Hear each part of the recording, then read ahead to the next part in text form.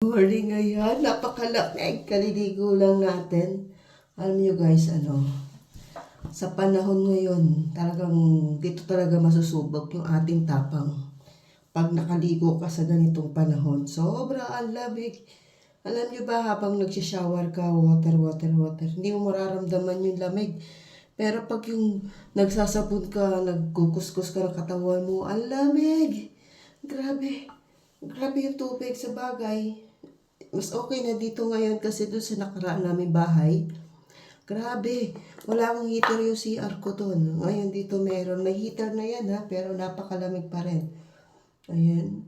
Lagay tayo ng ating cream. Kasi nagdadry yung ating mukha. Sobrang lamig. Ang lamig talaga. Grabe, sobra na talaga ang tapang mo pag nakaligo ka sa panahon ngayon. Lapan pa kaya yung walang heater, pero laban lang, kaya yan, W tayo eh. Fight lang ng fight. Laban lang ng laban. Ayan.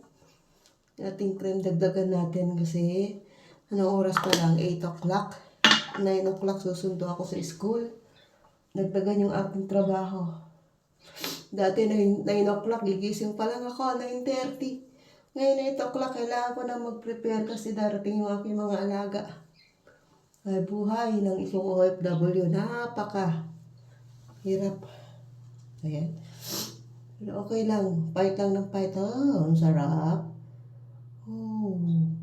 Ito yung bagay na pag pinasok mo ay makikiliti ka talaga sa sarap. Charot, mapapapikit ka pa.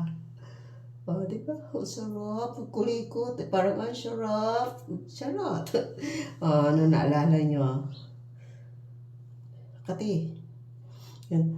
Pinaikot-ikot. Ang kati. Wala naman. Kalilinis ko lang. Araw-araw ko naglilinis ng tenga eh.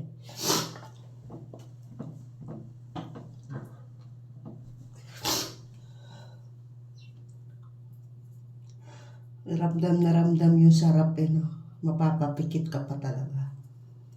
Ang lamig talaga. Ay nako.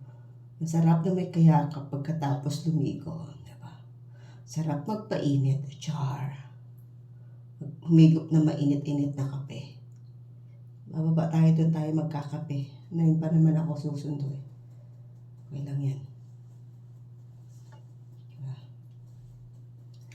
Diba? Lakas ng loob, nakaligo yan. 8 o'clock in the morning. Malamig. Gusto nyo tapang lang yan. Diyan talaga masusubok ang isang OFW kung talagang matapang ka. Magawa mong maligo na walang heater o may heater o wala man yan. Grabe. Sila dito, hindi naliligo. Kung tatanungin ka pa, when you take shower, you become sick. Oh my God. Kaya mga lambutin ng mga katawan. Kasi mga hindi naliligo. Tapos pag naligo ka, ang mata, hindi magkaintindihan sa'yo, paano ka titingnan? Lalo pag nandiyan yung amo kong lalaki. Tatanungin ka pa, sasabihan ka pa, don't take shower, it's very cold. Charot! Kati-kati na. Init-init ang pakiramdam. Buti sila at mga nag-upo. Ako nagaluto, nagalinis, lahat na. Yung amoy ng sibuyas, nasa akin na lahat. Amoy ng mga niluluto ko. O, diba? Good morning!